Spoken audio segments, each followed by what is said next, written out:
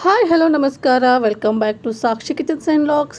ಇದು ಗುರುವಾರ ಸಂಜೆ ಲಾಗ್ ಆಗಿರುತ್ತೆ. ಗುರುವಾರ ಸಂಜೆ ದೀಪನ ಹಚ್ಚಬೇಕಾಗಿತ್ತು ದೇವರಿಗೆ. ಅಂದರೆ ನಾನು ಬೆಳಗ್ಗೆನೇ ಪೂಜೆನೆಲ್ಲ ಮುಗಿಸ್ಕೊಂಡ್ಬಿಟ್ಟಿದ್ದೆ. ಇವತ್ತು ರಾಯರ ವಾರ ಅಲ್ವಾ, ನಾನು ರಾಯರು ಪೂಜೆ ಮಾಡೋದ್ರಿಂದ ಗುರುವಾರ ಬೆಳಗ್ಗೆನೇ ಪೂಜೆನ ಮುಗಿಸ್ಕೊಂಡ್ಬಿಟ್ಟಿದ್ದೀನಿ. ಇನ್ನು ಸಂಜೆ ಟೈಮ್ ಮಾತ್ರ ದೀಪ ಹಚ್ಬಿಟ್ಟು ಧೂಪನ ಬೆಳಗೋದೊಂದು ಇಟ್ಕೊಂಡಿರ್ತೀನಿ ಅಷ್ಟೇ.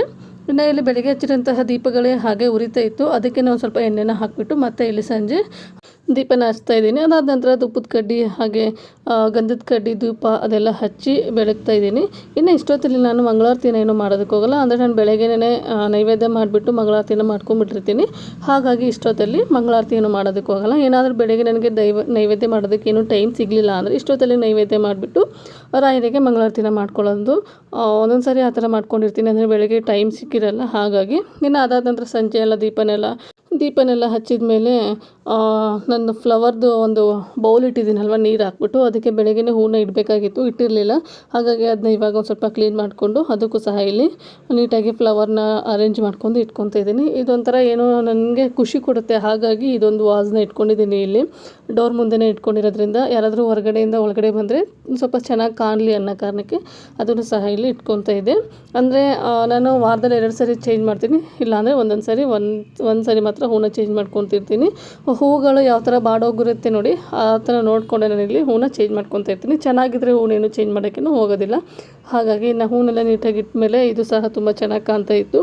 ಒಂಥರ ಏನೋ ಫ್ರೆಶ್ ಆಗಿ ಹೂನ ತೊಗೊಂಬಂದು ಇಟ್ಟಾಗ ತುಂಬ ಚೆನ್ನಾಗಿ ಕಾಣ್ತಾ ಇರುತ್ತೆ. ಈ ವಾಟರ್ ವಾಸು ಸಖತ್ತಾಗಿ ಕಾಣ್ತಾ ಇರುತ್ತೆ. ನನಗೆ ಮಾತ್ರ ತುಂಬಾ ಇಷ್ಟ. ಇದ್ರ ಮೇಲೆ ಒಂದು ಕ್ಯಾಂಡಲ್ನ ಇಟ್ಬಿಟ್ರೆ ಅದರದ್ದು ಲುಕ್ಕೇ ಚೇಂಜ್ ಆಗಿಬಿಟ್ಟಿರುತ್ತೆ. ಇವತ್ತೇ ನಾನೇನು ಕ್ಯಾಂಡಲ್ ಏನು ಇಡೋದಕ್ಕೆ ಹೋಗಲಿಲ್ಲ, ಹಾಗೆಯೇ ಇಟ್ಕೊತಾ ಇದ್ದೀನಿ. ನೋಡಿ ಯಾವ ಥರ ಕಾಣ್ತಾ ಇದೆ ಅಂತ. ಇನ್ನು ಇದನ್ನು ಸಹ ಅದರದ್ದು ಪ್ಲೇಸಿಗೆಲ್ಲ ಇಟ್ಬಿಟ್ಟು ಬಂದಮೇಲೆ ಟೀಗೂ ಸಹ ಇಟ್ಬಿಟ್ಟಿದ್ದೆ. ಟೀನೂ ಸಹ ರೆಡಿಯಾಗಿತ್ತು. ಇನ್ನು ಟೀನೂ ಸಹ ಕುಡಿದ್ಬಿಟ್ಟು ನನ್ನ ಮಗಳನ್ನ ಭರತನಾಟ್ಯಂ ಕ್ಲಾಸಿಗೆ ಬಿಟ್ಟು ಬರಬೇಕಾಗಿತ್ತು. ಹಾಗೆ ಅವಳನ್ನ ಭರತನಾಟ್ಯಂಗೆ ಕ್ಲಾಸಿಗೆ ಬಿಟ್ಟು ಬಂದು ಇನ್ನು ಬರ್ತಾ ಇರುವಾಗ ತರಕಾರಿನೂ ಸಹ ತೊಗೊಂಬರ್ಬೇಕಾಗಿತ್ತು. ಸ್ವಲ್ಪ ಮನೇಲಿ ತರಕಾರಿ ಖಾಲಿ ಆಗಿತ್ತು. ಇವಾಗಂತೂ ಹೆಂಗಾಗಿದೆ ಅಂದರೆ ತರಕಾರಿ ರೇಟ್ ನೋಡಿದರೆ ತರಕಾರಿನ ತಿನ್ನಬಾರ್ದು ಆ ಥರ ಅನ್ನಿಸ್ತಾ ಇದೆ. ಒಂದೊಂದೂ 1/4 kg ಏನಿಲ್ಲ ಅಂದರೂ 30-35 ರೂಪಾಯಿ ಇಲ್ಲದೇ ತರಕಾರಿಗಳು ಬರೋದೇ ಇಲ್ಲ. ಇನ್ನು ನಮಗೆ ರೊಟ್ಟಿ ಮಾಡೋದ್ರಿಂದ ತರಕಾರಿಗಳು ಬೇಕೇ ಬೇಕು. ನಮಗಂತಲ್ಲ, ಎಲ್ರಿಗೂ ತರಕಾರಿ ಬೇಕೇ ಬೇಕಾಗಿರುತ್ತೆ. ಹಾಗಾಗಿ ನನಗೆ 1-2 ದಿನಕ್ಕೆ ಎಷ್ಟು ಬೇಕು ನೋಡಿ ತರಕಾರಿನೂ ಸಹ ತೊಗೊಂಡು ಬಂದೆ. ಹಾಗೆ ಅದ್ರ ಜೊತೆಗೆ ಪಪ್ಪಾಯನೂ ಸಹ ತೊಗೊಂಡು ಬಂದಿದ್ದೀನಿ. ಇಲ್ಲಿ ಅದನ್ನೆಲ್ಲ ನೀಟಾಗಿ ಒಂದು ಪಾತ್ರೆಗೆ ನೀರನ್ನ ಹಾಕ್ಕೊಂಡು ಫಸ್ಟಿಗೆ ನೆನೆಸಿಟ್ಕೊತಾ ಇದ್ದೀನಿ. ಯಾಕಂದರೆ ಮಣ್ಣು ಜಾಸ್ತಿ ಇರುತ್ತೆ. ಹಾಗೆ ನಾನು ತೊಗೊಂಬಂದಿರೋಂತಹ ತರಕಾರಿ ಹೋಲ್ಸೇಲಲ್ಲಿ ಅಂಗಡಿಗಳಲ್ಲಿ ಇಟ್ಟಿರ್ತಾರಲ್ವ, ಹೋಲ್ಸೇಲ್ ಅಂಗಡಿ ಅಲ್ಲಿ ಹೋಗಿ ತೊಗೊಂಡು ಬಂದಿದ್ದೆ. ಹೋಲ್ಸೇಲ್ ಅಂಗಡಿಯಲ್ಲಿ ತೊಗೊಂಬಂದಿರೋ ಅಂತಹ ರೇಟಿಗೂ ಹಾಗೆ ಅಂಗಡಿಗಳಲ್ಲಿ ಇಟ್ಟು ತೊಗೊಂಬಂದಿರ್ತೀವಲ್ವ ಆ ರೇಟಿಗೂ ತುಂಬಾ ವ್ಯತ್ಯಾಸ ಇದೆ. ಯಾಕಂದರೆ ನಾನು ಒಂದು ಅರ್ಧ ಹೋಲ್ಸೇಲ್ ಅಂಗಡಿಯಲ್ಲಿ ತೊಗೊಂಬಂದೆ, ಒಂದು ಅರ್ಧ ಅಂಗಡಿಗೆ ಹೋಗಿ ತೊಗೊಂಬಂದಿದ್ದೆ. ಟೊಮೆಟೊ ರೇಟ್ ಕೇಳಿದರೆ ಹೋಲ್ಸೇಲಲ್ಲಿ 20 ರೂಪಾಯಿ ಇದೆ ಕೆಜಿಗೆ, ಅಂಗಡಿಗಳಲ್ಲಿ 45 ರೂಪಾಯಿ ಹೇಳ್ತಾರೆ ಟೊಮೆಟೊ ರೇಟು. ಹಾಗಾಗಿ ನಮಗೆ ಎಲ್ಲಿ ಕಡಿಮೆ ಸಿಗುತ್ತೆ ಅಲ್ಲಿ ನೋಡಿ ಟೊಮೆಟೊ ಹಾಗೆ ತರಕಾರಿನ ತೊಗೊಂಬರ್ಬೇಕಾಗುತ್ತೆ. ಹಾಗಾಗಿ ನಾನು ಒಂದು 2 ದಿನಕ್ಕಾಗೋಷ್ಟು ತರಕಾರಿನೂ ಸಹ ತೊಗೊಂಬಂದು ಸ್ಟೋರ್ ಮಾಡಿ ಇಟ್ಕೊತಾ ಇದ್ದೀನಿ. ಇನ್ನು ಅದಾದ ನಂತರ ಸ್ವಲ್ಪ ತೊಗರಿಕಾಯಿ ಎಲ್ಲ ತೊಗೊಂಡು ಬಂದಿದ್ದೆ. ಇವತ್ತು ರೈಸಿಗೆ ಹಾಕೊಂಡು ಮಾಡಿದರೆ ಆಯಿತು ಅಂತ ಹೇಳ್ಬಿಟ್ಟು ಅದನ್ನು ಸಹ ಬಿಡಿಸಿ ಇಟ್ಕೊತಾ ಇದ್ದೀನಿ. ಇನ್ನು ಇವತ್ತು ನೈಟು ಊಟಕ್ಕೆ ಅಂತ ಇವತ್ತು ಮೆಂತ್ಯ ಭಾತ್ನ ಮಾಡೋಣ ಅಂದ್ಕೊಂಡಿದ್ದೀನಿ. ನಾನು ಯೂಶ್ವಲಿ ಮೆಂತ್ಯ ಭಾತ್ಗೆ ಮಸಾಲಾನ ರುಬ್ಬಿ ಹಾಕಲ್ಲ, ಇನ್ಸ್ಟೆಂಟಾಗಿ ಮಾಡ್ಕೊತೀನಿ. ಇವತ್ತು ಮಸಾಲಾನ ರುಬ್ಬಿ ಹಾಕೊಳ್ಳೋಣ ಅಂತ ಹೇಳಿ ರೆಡಿ ಮಾಡ್ಕೊತಿದ್ದೆ. ಯಾವ ಥರ ಮಾಡಿದ್ದೀನಿ ಅಂತ ನಿಮ್ಮ ಜೊತೆಗೆ ಶೇರ್ ಮಾಡ್ತೀನಿ, ಬನ್ನಿ ನೋಡೋಣ. ಮೊದಲಿಗೆ ಇಲ್ಲಿ ಮಿಕ್ಸಿ ಜಾರ್ ತೊಗೊಂಡಿದ್ದೀನಿ. ಮಿಕ್ಸಿ ಜಾರಿಗೆ ಒಂದು ಸ್ವಲ್ಪ ಕಾಯಿ ಹಾಗೆ 1 ಇಂಚು ಚಕ್ಕೆ, 2 ಲವಂಗ ತೊಗೊಂಡಿದ್ದೀನಿ. ಹಾಗೆ 1 ಇಂಚು ಶುಂಠಿ, 2 ಗೆಡ್ಡೆ ಬೆಳ್ಳುಳ್ಳಿ, ಒಂದೇ ಒಂದು ಚಿಕ್ಕದು ಈರುಳ್ಳಿನ ತೊಗೊಂಡಿದ್ದೀನಿ. ಹಾಗೆ ಖಾರಕ್ಕೆ ನಾನು ಇಲ್ಲೊಂದು 3 ಹಸಿರು ಮೆಣಸಿನ್ಕಾಯಿನ ತೊಗೊಂಡಿದ್ದೀನಿ. ಹಾಗೆ ಒಂದು ಹಿಡಿ ಆಗೋಷ್ಟು ಕೊತ್ತಂಬರಿ ಸೊಪ್ಪು, ಒಂದು ಸ್ವಲ್ಪ ಪುದೀನ ಸೊಪ್ಪನ್ನ ತೊಗೊತಾ ಇದ್ದೀನಿ. ಪುದೀನ ಸೊಪ್ಪು ಜಾಸ್ತಿ ಹಾಕೊಳ್ಳೋಕೆ ಹೋಗ್ಬೇಡಿ, ಜಾಸ್ತಿ ಹಾಕ್ಕೊಂಡ್ರೆ ಅದೇ ಫ್ಲೇವರ್ ಬರ್ತಾ ಇರುತ್ತೆ. ಹಾಗಾಗಿ ಇನ್ನು ಅದನ್ನು ರುಬ್ಬೋದಕ್ಕೆ ಎಷ್ಟು ಬೇಕು ನೋಡಿ ನೀರನ್ನ ಅಷ್ಟು ಹಾಕ್ಕೊಂಡು ನಾನಿಲ್ಲಿ ಒಂದು ಸ್ವಲ್ಪ ತರಿಯಾಗಿ ರುಬ್ಕೊಂಬಂದಿದ್ದೀನಿ. ನನಗೆ ಈ ಥರ ರೈಸ್ ಐಟಮ್ಗೆ ಸ್ವಲ್ಪ ತರಿಯಾಗಿದ್ರೆ ತುಂಬ ಇಷ್ಟ ಆಗುತ್ತೆ. ಹಾಗಾಗಿ ನಾನಿಲ್ಲಿ ತರಿಯಾಗಿ ರುಬ್ಕೊಂಬಂದಿದ್ದೀನಿ. ಇದನ್ನ ಪಕ್ಕಕ್ಕೆ ಇಟ್ಕೊಂಡು ನಾನಿವತ್ತು ಓಪನ್ ಪಾತ್ರೆಯಲ್ಲಿ ಮಾಡ್ಕೊತಿರೋದ್ರಿಂದ ಇಲ್ಲೊಂದು ಪಾತ್ರೆ ಇಟ್ಕೊಂಡಿದ್ದೀನಿ, ಅಗಲವಾಗಿರೋದು. ಹಾಗೆ ದಪ್ಪ ತಳಿರುವಂತಹ ಪಾತ್ರೆ ತೊಗೊಂಡಿದ್ದೀನಿ. ಅದಕ್ಕೆ ಒಂದು ಸ್ವಲ್ಪ ಎಣ್ಣೆನ ಹಾಕ್ಕೊತಾ ಇದ್ದೀನಿ. ಅಂದರೆ 1-2 ಸೌಟು ಆಗೋಷ್ಟು, ಚಿಕ್ಕ ಸೌಟಲ್ಲಿ 1-2 ಸೌಟು ಆಗೋಷ್ಟು ಎಣ್ಣೆನ ಸೇರಿಸ್ಕೊತಾ ಇದ್ದೀನಿ. ಅದಾದ ನಂತರ ಇದಕ್ಕೆ ಈ ಪಲಾವ್ದು ಹೋಲ್ ಸ್ಪೈಸಸ್ ಮಾಡ್ತೀನಿ ನೋಡಿ, ಚಕ್ಕೆ, ಲವಂಗ, ಪಲಾವ್ ಎಲೆ, ಜಾಪತ್ರೆ ಈ ಥರದ್ದು ಅದನ್ನೆಲ್ಲ ಸೇರಿಸ್ಕೊತಾ ಇದ್ದೀನಿ. ನಿಮ್ಮ ಮನೇಲಿ ಯಾವುದು ಅನುಕೂಲ ಇದೆ ಅದನ್ನು ನೋಡಿಬಿಟ್ಟು ಹಾಕ್ಕೊಳ್ಳಿ. ಅದಾದ ನಂತರ ಇದೊಂದು ಸ್ವಲ್ಪ ಫ್ರೈ ಆದ ನಂತರ ಇದಕ್ಕೆ ಈರುಳ್ಳಿನ ಸೇರಿಸ್ಕೋಬೇಕಾಗುತ್ತೆ. ಈರುಳ್ಳಿನ 1-2-3 ನಿಮಿಷ ಫ್ರೈ ಮಾಡ್ಕೊಳ್ಳಿ. ಅದರದ್ದು ಕಲರ್ ಚೇಂಜ್ ಆಗೋಕ್ಕೆ ಶುರು ಆಗುತ್ತಲ್ಲ, ಆ ಟೈಮಿಗೆ ನಾನಿಲ್ಲಿ ಒಂದು ಕಟ್ಟ ಆಗುವಷ್ಟು ಮೆಂತ್ಯ ಸೊಪ್ಪನ್ನ ನೀಟಾಗಿ ತೊಳೆದ್ಬಿಟ್ಟು ಕಟ್ ಮಾಡಿ ಸೇರಿಸ್ಕೊತಾ ಇದ್ದೀನಿ. ಅಂದರೆ ಚಿಕ್ಕ ಕಟ್ಟಿತ್ತು, ಹಾಗಾಗಿ ಒಂದು ಕಟ್ಟನ್ನ ಸೇರಿಸ್ಕೊತಾ ಇದ್ದೀನಿ. ಏನಾದ್ರು ದಪ್ಪದಾಗಿರುವಂತಹ ಕಟ್ಟಿದ್ರೆ ನೀವು ಅರ್ಧ ಕಟ್ಟು ಸಹ ಸೇರಿಸ್ಕೋಬೋದು. ಈ ಸೊಪ್ಪುಗಳೆಲ್ಲ ಹೆಂಗೆ ಅಂದರೆ ನಾವು ಈ ಥರ ಎಣ್ಣೆಲಿ ಹಾಕಿ ಫ್ರೈ ಮಾಡಿದ ತಕ್ಷಣವೇ ಅದು ಜಾಸ್ತಿ ಅನಿಸುತ್ತೆ. ಫಸ್ಟಿಗೆ ನೋಡಿದಾಗ ಈ ಥರ ಎಣ್ಣೆಲಿ ಫ್ರೈ ಮಾಡಿದ ತಕ್ಷಣ ಪೂರ್ತಿಯಾಗಿ ಬಾಡೋಗ್ಬಿಡುತ್ತೆ. ಹಾಗಾಗಿ ನಾನಿಲ್ಲಿ ಒಂದು ಕಟ್ಟು ಹಾಕ್ಕೊತಾ ಇದ್ದೀನಿ. ಇನ್ನು ಮೆಂತ್ಯ ಸೊಪ್ಪನ್ನ ಹಾಕ್ಕೊಂಡು ನೀಟಾಗಿ ಫ್ರೈ ಮಾಡ್ಕೋಬೇಕಾಗುತ್ತೆ. ಅದರಲ್ಲಿರುವಂತಹ ಕಹಿ ವಾಸನೆ ಏನು ಇರುತ್ತಲ್ವ ಅದೆಲ್ಲ ಹೋಗಬೇಕು, ಅಲ್ಲಿವರೆಗೂ ನೀಟಾಗಿ ಇದನ್ನ ಫ್ರೈ ಮಾಡ್ಕೋಬೇಕಾಗುತ್ತೆ. ನಾವೇನಾದರೂ ಮೆಂತ್ಯ ಸೊಪ್ಪನ್ನ ನೀಟಾಗಿ ಫ್ರೈ ಮಾಡ್ಕೊಳ್ಳಿಲ್ಲ ಅಂದರೆ ಈ ಬಾತ್ ಅನ್ನೋದು ಒಂದು ಸ್ವಲ್ಪ ಕಹಿ ಬರ್ತಾ ಇರುತ್ತೆ. ಹಾಗಾಗಿ ಇನ್ನು ಮೆಂತ್ಯ ಸೊಪ್ಪನ್ನೆಲ್ಲ ನೀಟಾಗಿ ಫ್ರೈ ಮಾಡ್ಕೊಂಡು ನಂತರ ಇದಕ್ಕೆ ಟೊಮೆಟೊನ ಸೇರಿಸ್ಕೊತಾ ಇದ್ದೀನಿ. ಹಾಗೆ ಟೊಮೆಟೊ ಜೊತೆಗೆ ಇಲ್ಲಿ ತೊಗರಿಕಾಯನ್ನು ಸೇರಿಸ್ಕೊತಾ ಇದ್ದೀನಿ. ನಿಮ್ಮ ಹತ್ರ ಏನಾದರೂ ಬಟಾಣಿ ಇದ್ದರೆ ಬಟಾಣಿನೂ ಸಹ ಸೇರಿಸ್ಕೋಬೋದು. ಇವಾಗ ಬಟಾಣಿ ರೇಟ್ ಕೇಳಿದ್ರೆ ತುಂಬಾ ಜಾಸ್ತಿ ಇತ್ತು, ಹಾಗಾಗಿ ನಾನು ತೊಗರಿಕಾಯಿನೇ ಸೇರಿಸ್ಕೊತಾ ಇದ್ದೀನಿ. ಬಟಾಣಿನ ನಾವು ಯಾವುದ್ಯಾವ್ದು ಅಡುಗೆಗೆಲ್ಲ ಬಳಸ್ಕೊತೀವಿ ನೋಡಿ, ಆ ಅಡುಗೆಗೆ ಈ ಥರ ತೊಗರಿಕಾಯಿನ ಬಳಸ್ಕೊಂಡು ಸಹ ಮಾಡ್ಕೋಬೋದು. ಹಾಗಾಗಿ ಇನ್ನು ತೊಗರಿಕಾಯಿನ ಹಾಕ್ಕೊಂಡು ನೀಟಾಗಿ ಇದನ್ನು ಫ್ರೈ ಮಾಡ್ಕೊಂಡು ನಂತರ ನಾವೇನು ರುಬ್ಬಿಟ್ಕೊಂಡಿದ್ವಿ ನೋಡಿ ಮಸಾಲಾನ, ಅದನ್ನು ಸಹ ಸೇರಿಸ್ಕೊತಾ ಇದ್ದೀನಿ. ಅದನ್ನು ಸೇರಿಸ್ಕೊಂಡು ನೀಟಾಗಿ ಫ್ರೈ ಮಾಡ್ಕೋಬೇಕಾಗುತ್ತೆ. ನಾನು ಇವತ್ತು ಇದಕ್ಕೆ ಒಂದು ಸ್ವಲ್ಪ ಈ ಬಿರಿಯಾನಿ ಪೇಸ್ಟ್ ಬರುತ್ತೆ ನೋಡಿ, ಅದನ್ನು ಸೇರಿಸ್ಕೊತಾ ಇದ್ದೀನಿ. ಇದು ಆಪ್ಷನಲ್ಲು, ನಿಮಗೆ ಇಷ್ಟ ಇದ್ದರೆ ಸೇರಿಸ್ಕೊಳ್ಳಿ, ಇಲ್ಲಾಂದರೆ ಸ್ಕಿಪ್ ಮಾಡ್ಕೋಬೋದು. ನನ್ನ ಹತ್ರ ಇತ್ತು ಅಂತ ನಾನಿಲ್ಲಿ ಇದನ್ನು ಸೇರಿಸ್ಕೊತಾ ಇದ್ದೀನಿ. ಬಿರಿಯಾನಿ ಪೇಸ್ಟು ಸಹ ಸೇರಿಸ್ಕೊಂಡು ನೀಟಾಗಿ ಇದನ್ನು ಫ್ರೈ ಮಾಡ್ಕೋಬೇಕಾಗುತ್ತೆ. ಎಣ್ಣೆ ಬಿಡಬೇಕು, ಅದು ನಾವು ಹಾಕಿರುವಂತಹ ಎಣ್ಣೆ ನೀಟಾಗಿ ತರಕಾರಿ ಎಲ್ಲ ಬೆಂದ್ಕೊಂಡು ಸುತ್ತಲೂ ಎಣ್ಣೆ ಬಿಡೋದಕ್ಕೆ ಶುರು ಆಗುತ್ತೆ. ಅಲ್ಲಿವರೆಗೂ ಇದನ್ನ ಫ್ರೈ ಮಾಡ್ಕೋಬೇಕಾಗುತ್ತೆ. ಅದ್ರ ಜೊತೆಗೆ ಒಂದು ಸ್ವಲ್ಪ ಇಲ್ಲಿ ಅರಿಶಿನ ಪುಡಿನ ಸೇರಿಸ್ಕೊತಾ ಇದ್ದೀನಿ. ನಾನು ಇದಕ್ಕೆ ಎಕ್ಸ್ಟ್ರಾ ಗರಂ ಮಸಾಲ ಆಯಿತು, ಹಾಗೆ ಜೀರಿಗೆ ಪುಡಿ, ಧನಿಯಾ ಪುಡಿ ಅದೇನೂ ಸೇರಿಸ್ಕೊಂಡಿಲ್ಲ. ರುಬ್ಬೋದಕ್ಕೆ ಏನು ಮಸಾಲ ಹಾಕಿದ್ದೀವಲ್ವ ಅಷ್ಟೇ ಮಸಾಲನೇ ಸಾಕಾಗುತ್ತೆ ಇದಕ್ಕೆ. ಹಾಗೆ ಮೊಸರನ್ನ ಒಬ್ಬೊಬ್ಬರು ಮೊಸರನ್ನ ಹಾಕ್ತಾರೆ, ಅಂದರೆ ನಾನು ಇನ್ಸ್ಟೆಂಟಾಗಿ ಮಾಡ್ತಿದ್ದೆ ನೋಡಿ, ಅದಕ್ಕೆ ಮೊಸರನ್ನ ಹಾಕ್ತಿದ್ದೆ. ಇವತ್ತು ಇದಕ್ಕೇನು ಮೊಸರನ್ನ ಸೇರಿಸ್ಕೊತಾ ಇಲ್ಲ. ಇವಾಗ ನೋಡ್ತಾ ಇರ್ಬೋದು ನೀವು, ಸೈಡ್ಗೆಲ್ಲ ಎಣ್ಣೆ ಬಿಟ್ಕೊಂಡು ಬರ್ತಾಯಿದೆ. ಈ ಥರ ಆದ ನಂತರ ನಾನು ಇವತ್ತು ಈ ಗ್ಲಾಸಲ್ಲಿ 1 ಗ್ಲಾಸ್ ಆಗುವಷ್ಟು ಅಕ್ಕಿನ ತೊಗೊಂಡಿದ್ದೀನಿ. ಇದೇ ಗ್ಲಾಸಲ್ಲಿ ಇವತ್ತು 2.25 ಗ್ಲಾಸ್ ಆಗೋಷ್ಟು ನೀರನ್ನ ಸೇರಿಸ್ಕೊತಾ ಇದ್ದೀನಿ. ಯಾಕೆಂದರೆ ಓಪನ್ ಪಾತ್ರೆಯಲ್ಲಿ ಮಾಡ್ತಾ ಇರೋದ್ರಿಂದ ಒಂದು ಸ್ವಲ್ಪ ನೀರು ಜಾಸ್ತಿ ಹಾಕೋಬೇಕಾಗತ್ತೆ. ಹಾಗಾಗಿ 2.25 ಗ್ಲಾಸ್ ನೀರು ಹಾಕಿದ ತಕ್ಷಣ ಇದಕ್ಕೆ ರುಚಿಗೆ ತಕ್ಕಷ್ಟು ಉಪ್ಪನ್ನ ಸೇರಿಸ್ಕೊಂಡು ನೀಟಾಗಿ ಇದನ್ನು ಒಂದ್ಸರಿ ಮಿಕ್ಸ್ ಮಾಡ್ಕೋಬೇಕಾಗುತ್ತೆ. ಮಿಕ್ಸ್ ಮಾಡ್ಕೊಂಡು ಇದು ಕುದಿ ಬರಬೇಕು. ಕುದಿ ಬಂದಾದಮೇಲೆ ನಾವು ಅಕ್ಕಿನ ಸೇರಿಸ್ಕೋಬೇಕಾಗುತ್ತೆ. ಕುದಿ ಬರೋಕ್ಕೆ ನಾವು ಅಕ್ಕಿ ಸೇರಿಸ್ಕೊಂಡ್ಬಿಟ್ರೆ ರೈಸ್ ಅನ್ನೋದು ಒಂದು ಸ್ವಲ್ಪ ಮೆತ್ತಗಾಗ್ಬಿಡುತ್ತೆ. ಹಾಗಾಗಿ ಪೂರ್ತಿಯಾಗಿ ನೀರು ಕುದಿ ಬರಬೇಕು. ಕುದಿ ಬಂದಮೇಲೆ ಇದಕ್ಕೆ ನಾನಿಲ್ಲಿ ತೊಳೆದಿಟ್ಕೊಂಡಿರೋಂತಹ ಅಕ್ಕಿನ ಸೇರಿಸ್ಕೊತಾ ಇದ್ದೀನಿ. ನೀವು ಈ ಟೈಮಲ್ಲಿ ಬೇಕಿದ್ರೆ ನಿಮಗೆ ಉಪ್ಪು ಖಾರ ನೋಡಿಬಿಟ್ಟು ನೀವು ಇಲ್ಲಿ ಉಪ್ಪು ಖಾರನ ಅಡ್ಜಸ್ಟ್ ಮಾಡ್ಕೋಬೋದು. ನಾನು ಹಾಕಿರೋಂತಹ ಉಪ್ಪು ಖಾರ ಕರೆಕ್ಟಾಗಿತ್ತು ಅಂತ ನಾನು ಇಲ್ಲಿ ಹಾಕೊಳ್ಳೋಕ್ಕೇನೂ ಹೋಗಲಿಲ್ಲ. ಇನ್ನು ಅದಾದ ನಂತರ ತೊಳೆದಿಟ್ಕೊಂಡಿರೋಂತಹ ಅಕ್ಕಿನ ಸೇರಿಸಿ ಒಂದ್ಸರಿ ನೀಟಾಗಿ ಮಿಕ್ಸ್ ಮಾಡ್ಕೊತಾ ಇದ್ದೀನಿ. ಇದನ್ನು ಲಿಡ್ನ ಕ್ಲೋಸ್ ಮಾಡ್ದೇ ನಾವಿಲ್ಲಿ ಒಂದು 15 ನಿಮಿಷ ಬೇಯಿಸ್ಕೋಬೇಕಾಗುತ್ತೆ. ಯಾಕಂದರೆ ನಾವು ಪಾತ್ರೆಯಲ್ಲಿ ಮಾಡ್ತಾ ಇರೋದ್ರಿಂದ ಹೈ ಫ್ಲೇಮಲ್ಲಿ ಅಂತೂ ಇಟ್ಕೊಂಡು ಮಾಡೋದಕ್ಕಾಗಲ್ಲ. ಮೀಡಿಯಮ್ ಫ್ಲೇಮಲ್ಲಿ ಇಟ್ಕೊಂಡು ಈ ಬಾತನ್ನ ರೆಡಿ ಮಾಡ್ಕೋಬೇಕಾಗುತ್ತೆ. ಹಾಗಾಗಿ ಒಂದು 15 ನಿಮಿಷ ಆದಮೇಲೆ ಇದು ಪೂರ್ತಿಯಾಗಿ ಬೆಂದು ಇನ್ನೊಂದು ಏನು 20-30% ಬೆಂದಬೇಕು ಅನ್ನೋ ಟೈಮಲ್ಲಿ ನಾನು ಇದಕ್ಕೆ ಇನ್ನೂ ಒಂದು ಸ್ವಲ್ಪ ನೀರನ್ನ ಸೇರಿಸ್ಕೊತಾ ಇದ್ದೀನಿ.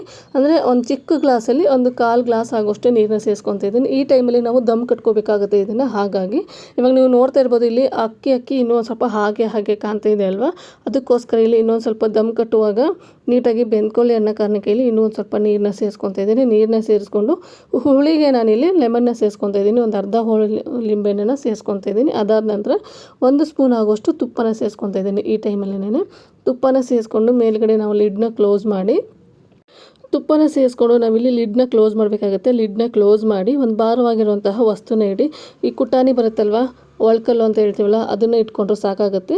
ನಾನಿಲ್ಲಿ ಅದ್ರದ್ದು ಮೇಲೆಗಡೆದು ಒಳ್ಕಲ್ದು ಏನು ಬರುತ್ತಲ್ವ ಮೇಲೆಗಡೆ ಕುಟ್ಟೋದು, ಅದನ್ನು ಇಟ್ಕೊತಾ ಇದ್ದೀನಿ. ಸಾಕಾಗುತ್ತೆ ಅದು ಒಂದು ಇಟ್ಕೊಂಡ್ರೆ. ಅದನ್ನ ಇಟ್ಕೊಂಡು ಒಂದು 10 ನಿಮಿಷ ಲೋ ಫ್ಲೇಮಲ್ಲಿ ಇದನ್ನು ದಮ್ ಕಟ್ಕೊತಾ ಇದ್ದೀನಿ. ಈ ಥರ ದಮ್ ಕಟ್ಕೊಳ್ಳೋದ್ರಿಂದ ನಾವು ಮಾಡ್ತಿರುವಂತಹ ಮೆಂತ್ಯ ಬಾತು ತುಂಬ ಚೆನ್ನಾಗಿ ಬರ್ತಾ ಇರುತ್ತೆ.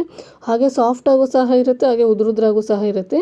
ನಾನು ಯಾವಾಗಲೂ ಕುಕ್ಕರಲ್ಲಿ ಮಾಡ್ತಾ ಇರ್ತೀನಿ. ಒಂದೊಂದು ಸರಿ ಏನಾಗುತ್ತೆ ಅಂದರೆ ಕುಕ್ಕರಲ್ಲಿ ಮಾಡಿರುವಂತಹ ಟೇಸ್ಟು ಈ ಥರ ಪಾತ್ರೆಯಲ್ಲಿ ಮಾಡಿದಾಗ ಬರೋಲ್ಲ. ಪಾತ್ರೆಯಲ್ಲಿ ಮಾಡಿರುವಂತಹ ಟೇಸ್ಟು ಒಂದೊಂದು ಸರಿ ಕುಕ್ಕರಲ್ಲಿ ಬರೋಲ್ಲ. ಹಾಗಾಗಿ ಇವತ್ತು ಹೇಗೂ ಟೈಮ್ ಇತ್ತಲ್ವ ಅಂತ ಇಲ್ಲಿ ಪಾತ್ರೆಯಲ್ಲೇ ಮಾಡ್ಕೊತಾ ಇದ್ದೀನಿ.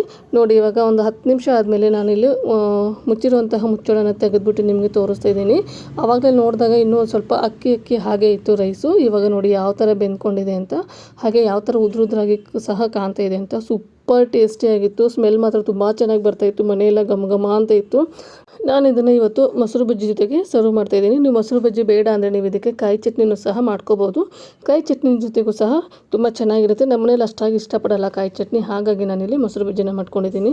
ಆ ಮೊಸರು ಬಜ್ಜಿ ಜೊತೆಗೆ ಈ ಮೆಂತ್ಯ ಭಾತ್ ತಿಂತಾಯಿದ್ರೆ ಆಹಾ ಸೂಪರ್ ಆಗಿರುತ್ತೆ. ಹಾಗೆ ರಾತ್ರಿ ಹೊತ್ತು ಮಾತ್ರ ಊಟ ಮಾಡಲ್ಲ ಅನ್ನೋರು ಸಹ ಹೊಟ್ಟೆ ತುಂಬ ಊಟ ಮಾಡ್ತಾರೆ, ಅಷ್ಟೊಂದು ಚೆನ್ನಾಗಿರುತ್ತೆ. ಹಾಗೆ ನಾನು ನಿಮಗೆ ತೋರಿಸ್ತಿದ್ದೆ ನೋಡಿ ರೈಸು ಯಾವ ಥರ ಬೆಂದಿದೆ ಅಂತ ಹೇಳ್ಬಿಟ್ಟು. ಸೂಪರ್ ಸಾಫ್ಟಾಗಿತ್ತು, ಹಾಗೆ ಅಷ್ಟೇ ಉದುರುದ್ರಾಗಿನೂ ಸಹ ಇತ್ತು ರೈಸು. ನಾನು ಮಾಡಿರುವಂತಹ ರೈಸು ಪೂರ್ತಿಯಾಗಿ ಖಾಲಿ ಆಗೋಯಿತು.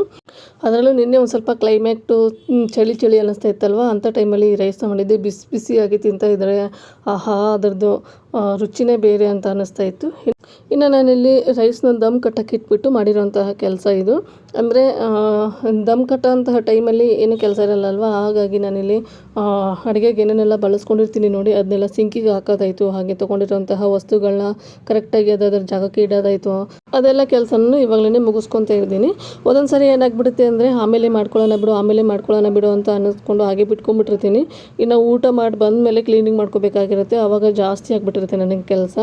ಹಾಗಾಗಿ ಅವಾಗಿನ ಕೆಲಸನೇ ಆವಾಗಲೇ ಮುಗಿಸ್ಕೊಂಡ್ಬಿಟ್ರೆ ನನಗೂ ಸಹ ಈಸಿ ಆಗುತ್ತೆ ಅಂತ ಹೇಳ್ಬಿಟ್ಟು ಅದನ್ನೆಲ್ಲ ಮಾಡಿಕೊಂಡೆ. ಅದಾದ ನಂತರ ಇನ್ನು ಮೊಸರು ಬಜ್ಜಿಗೆ ಇಲ್ಲಿ ಈರುಳ್ಳಿ ಹಾಗೆ ಸೌತೆಕಾಯಿ ಎಲ್ಲ ಕಟ್ ಮಾಡ್ಕೋಬೇಕಾಗಿತ್ತು.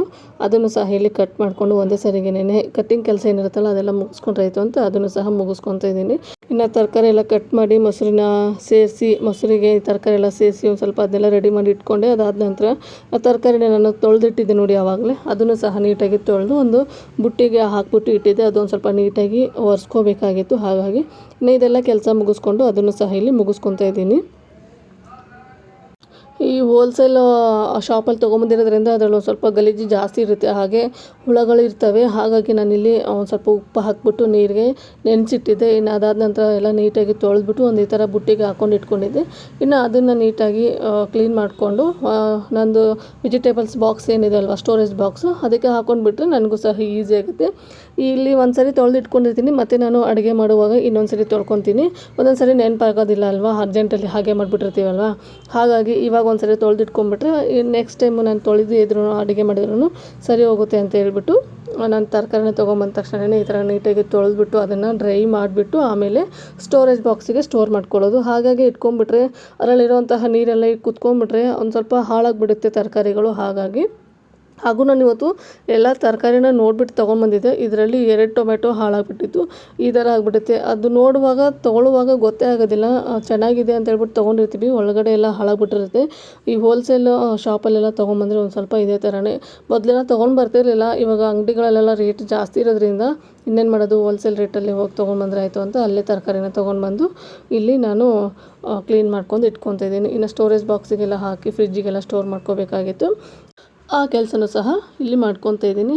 ಹಾಗೆ ಕೊತ್ತಂಬರಿ ಸೊಪ್ಪು, ಪುದೀನ ಸೊಪ್ಪು, ಕರಿಬೇವಿನ ಸೊಪ್ಪು ಅದೆಲ್ಲ ಏನಿರುತ್ತಲ್ವ ಅದನ್ನು ಸಹ ನೀಟಾಗಿ ಬಿಡಿಸ್ಬಿಟ್ಟು ಇಟ್ಕೊತಾ ಇದ್ದೀನಿ. ಈ ಥರ ಬಿಡಿಸೋದ್ರಿಂದ ಅಡುಗೆ ಮಾಡುವಾಗ ನನಗೆ ಮತ್ತೆ ಬಿಡಿಸ್ಕೋಬೇಕು ಅಂತ ಅಗತ್ಯತೆ ಏನಿರೋದಿಲ್ಲ ಅಲ್ವಾ. ಆದರೆ ಸೊಪ್ಪುಗಳನ್ನ ನಾನು ಯಾವುದನ್ನು ಇಲ್ಲಿ ವಾಶ್ ಮಾಡಿ ಇಡೋದಿಲ್ಲ, ಯಾಕಂದರೆ ಸೊಪ್ಪುಗಳೆಲ್ಲ ಈ ಥರ ನೀಟಾಗಿ ವಾಶ್ ಮಾಡಿ ಇಟ್ಕೊಂಡ್ಬಿಟ್ರೆ ಬೇಗನೆ ಹಾಳಾಗಿಬಿಡುತ್ತೆ. ನಾನೇನು ಅಡುಗೆ ಮಾಡೋಕ್ಕೆ ತೊಗೊತೀನಲ್ವ ಆ ಟೈಮಲ್ಲೇ ಅದನ್ನು ನೀಟಾಗಿ ವಾಶ್ ಮಾಡಿಕೊಂಡು ಬಳಸ್ಕೊತೀನಿ. ಹಾಗೆ ಇವತ್ತಿನ ವ್ಲಾಗ್ನ ಇಲ್ಲಿಗೆ ಎಂಡ್ ಮಾಡ್ತಾಯಿದ್ದೀನಿ. ನಾನು ಮಾಡಿರುವಂತಹ ರೆಸಿಪಿ ನಿಮಗೇನಾದರೂ ಇಷ್ಟ ಆದರೆ ಪ್ಲೀಸ್ ಲೈಕ್ ಮಾಡಿ, ಶೇರ್ ಮಾಡಿ, ಕಮೆಂಟ್ ಮಾಡಿ. ಹಾಗೆ ಇನ್ನೂ ಯಾರು ನನ್ನ ಚಾನಲ್ನ ಸಬ್ಸ್ಕ್ರೈಬ್ ಮಾಡಿಲ್ಲ ಪ್ಲೀಸ್ ಸಬ್ಸ್ಕ್ರೈಬ್ ಮಾಡ್ಕೊಂಡು ನೋಡಿ. ನಿಮ್ಮದೊಂದು ಸಬ್ಸ್ಕ್ರೈಬು ನನಗೆ ತುಂಬಾ ಇಂಪಾರ್ಟೆಂಟ್ ಆಗುತ್ತೆ. ತುಂಬ ಜನ ಸಬ್ಸ್ಕ್ರೈಬ್ ಆಗದೇ ನೋಡ್ತಾ ಇದ್ದೀರಾ, ಹೇಗಿದ್ದರೂ ನೋಡ್ತೀರಾ, ಒಂದು ಸಬ್ಸ್ಕ್ರೈಬ್ ಬಟನ್ನ ಪ್ರೆಸ್ ಮಾಡಿ ನೋಡಿ. ಹಾಗೆ ನಿಮಗೇನಾದರೂ ಯಾವುದಾದ್ರೂ ರೆಸಿಪಿ ಬೇಕಾದರೆ ನನಗೆ ಪ್ಲೀಸ್ ಕಮೆಂಟ್ ಸೆಕ್ಷನಲ್ಲಿ ಕಾಮೆಂಟ್ ಮಾಡಿ ತಿಳಿಸಿ. ನಾನು ಸಹ ಮನೇಲಿ ಆ ರೆಸಿಪಿನ ಮಾಡಿಬಿಟ್ಟು ಟೇಸ್ಟ್ ನೋಡಿ ನಿಮ್ಮ ಜೊತೆಗೆ ಶೇರ್ ಮಾಡ್ತೀನಿ. ಹಾಗೆ ನಿಮ್ಮ ಫ್ಯಾಮಿಲಿ ಆ್ಯಂಡ್ ಫ್ರೆಂಡ್ಸಿಗೂ ಸಹ ಶೇರ್ ಮಾಡಿ. Thank you.